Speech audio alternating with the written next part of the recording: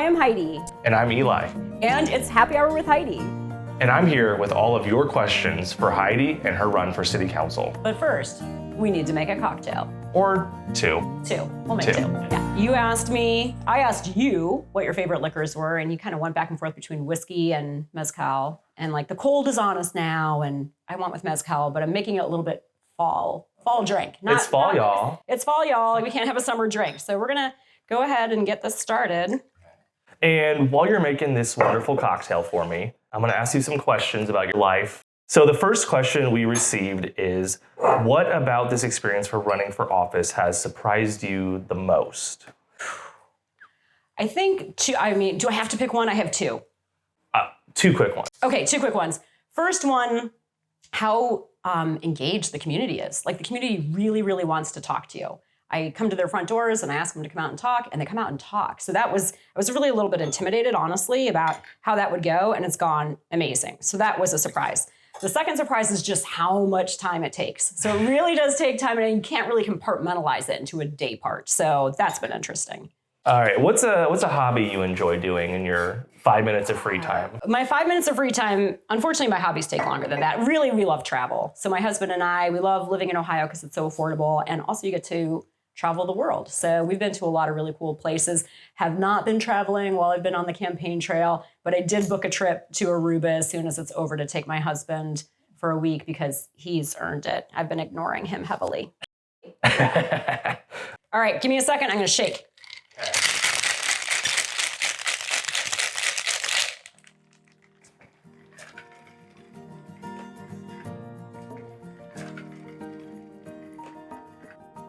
All right, we're gonna garnish this and take a sip.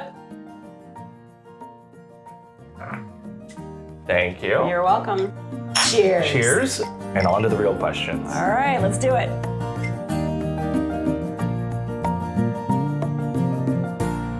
And we're here on the other side of the counter now, where we're gonna go into our round of more difficult questions. Ooh. So the softball questions are over. I think the most important question of this campaign, the one that's going to define what happens here. People want to know, how do you pronounce your last name? People really need to know this. The most common and inaccurate pronunciation is Munc, because there's a lot of hard C's in the English language, but it's actually Muntz, like M-U-N-T-Z. Muntz. But I actually don't care how you say it, as long as you can, identify it in the ballot and tick it off. That's right. She doesn't care how you say it, as long as it's a vote for her. That's right. Say it however you want. But it is months. It is months. Months. Yes. Months. Mm-hmm. Let's talk about the balance between family life, work life, and politics. Because I'm sure you've stayed busy the past couple months knocking doors and everything else. So how have you managed that? How has your family managed that? My family would say not well. So if we peeked into my fridge right now, we would see that things aren't as organized as I usually like them around the house. And, I do have a big job. So I lead a team of 100 people, and that's a lot of work on its own. And it's always very exciting and something's going on. There's always something interesting going on at home. And I think what I thought I could do is compartmentalize and do this during this time and this during this time. But what I found, especially since pandemic, when work can happen at any time, campaign can also happen at any time, and life absolutely happens at every time. So what I've had to be better at is just the unpredictability of what the day is going to be like. And when you get thrown off, don't let it throw you off for the whole day, because every day you're going to get thrown off a little bit. Sounds like you're ready to be on city council then. You got it all figured out. Right. That's right. All right. Aging in place is on the minds of a lot of voters here in Upper Arlington. Mm-hmm. Do you have a personal story about aging in place and what kind of policy that would look like here in Upper Arlington? Yeah. So our neighbors, we've lived here in this house for 20 years, and our neighbors have been there the whole time, and they are older than we are. They've lived in their home for a long time, but I was speaking to them in the spring, and they were like, oh, with these, county tax increases, we're not sure we're going to be able to afford this home. And one of the things that I think is awesome about Upper Arlington is we really value that generational families where you have grandparents and parents and kids, all living on the same street or next to each other, or at least together in Upper Arlington. So I do think that's a values-based policy that we can create that would allow folks like my neighbors to remain in Upper Arlington if they wanted to. By creating attainable housing so they can move out of that, move into a condo that's attainable for someone who can't afford their single family home anymore. And that allows a new family to move in with kids who will hopefully be here for a long time and we'll get the tax benefit of both of those families being here. All right, a fun question. Since we're here with this fabulous cocktail you've made, Thank you. what is your favorite cocktail to make? Oh, gosh, that is a great question. I am not going to be able to answer. I'm going to fail you. Here's how I like to approach cocktails. I want to pull something out of my garden. So I am the person on my street who has their garden in the front yard because that's where the sun is. And I'm always growing something that you can incorporate into a drink. I like to drink seasonally, so the spirit kind of like changes with the season, and what I'm putting into it changes by what's available in the garden. So I have lavender and mint, and so you can just imagine how that can change through the season based on what fresh ingredients are out there. Okay, so what I'm hearing is if I need to go somewhere for seasonal cocktails, You come I to should my just place. knock on your door. Yes, or just come in. Cool. Yeah, back cool, door's cool. open. Yeah.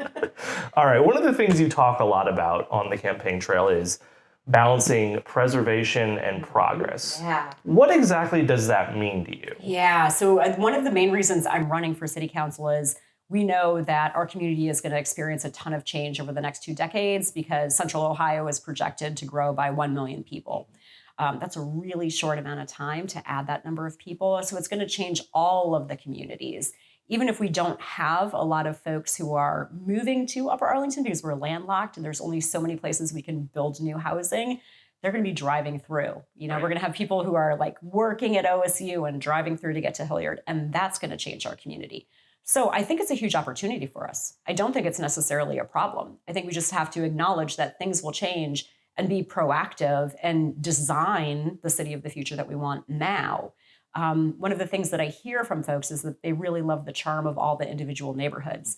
So when I talk about preservation, I'm talking about like, how do we keep that charm? How do we keep that individualism of the different neighborhoods, but also progressing to a place where the communities overall are going to be denser because of all the folks who are going to be moving to Central Ohio.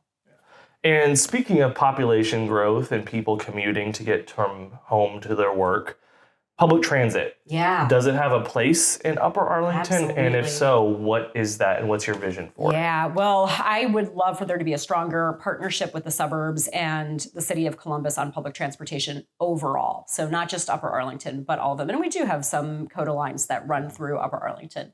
And I hear mixed reviews on that right now. But one of the things that's problematic with public transportation is we're still a hub and spoke system. So if you want to get to Hilliard from here, you're going downtown and then you're getting to Hilliard, and that's too much time. So people opt out of that. We are typically a community where everybody has a car, but I hear from a lot of people that they would like other modes of transportation, and that's going to increase as the population gets denser and there's more traffic. People are going to want other ways to get around. So I think public transportation plays a big role in the future of the Central Ohio community so that we can move more people more efficiently without there being a burden of everybody having their own car. This happened to me recently with my kids in high school, where there's not busing from here to the high school, and there's just an expectation that they have a car and they can drive themselves, which is not the case for everyone. Yeah.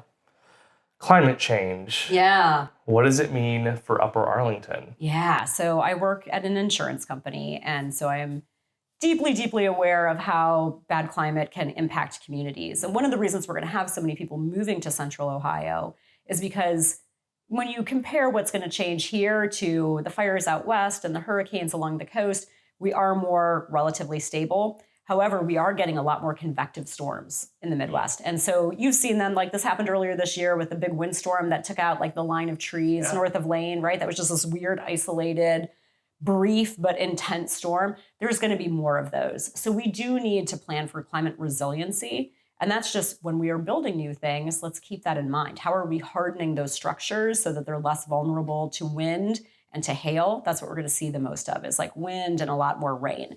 So just keeping that in mind in the planning process. It doesn't have to be the number one criteria that drives everything, but it absolutely just needs to be baked into the process. All right, final question for you. It's about going from considering running for office to running for office. It must have been a pretty daunting process, and being a first-time candidate, I'm sure there was a lot of learning along the way. So how have you managed that? What have you walked away with so far? That's a great question. And so I did get asked to run a few times before I said, yes, I would run. And I did have the, meeting with my family to see how cool they were with it, that there was degrees of acceptance with that throughout my 3 family members, for sure. But I really wanted to know what I was getting into, So I kind of started the process a year and a half ahead of just learning all I could. What does it take to be a successful candidate? What does it mean to be on city council? I'm a research person. I love research. So doing all of that research really helped me understand what I was getting into. I knew there were going to be curveballs along the way, but I had a pretty good understanding of what that all meant. So that's what kind of got me over the line, was like, once I felt like I was educated enough about what it would mean, I was able to say yes. Well, Heidi, it's been a pleasure. I'm so glad we had the chance to sit down and enjoy this beautiful cocktail, and looking forward to being on city council next year. Thank you so much, Eli. One of the things I've loved about running is getting to meet awesome people like you and learn from folks like you. So thanks for being here today. Yeah, of course. Thanks for having me. Yeah, absolutely. Cheers again. Cheers. Cheers. To victory. Thanks.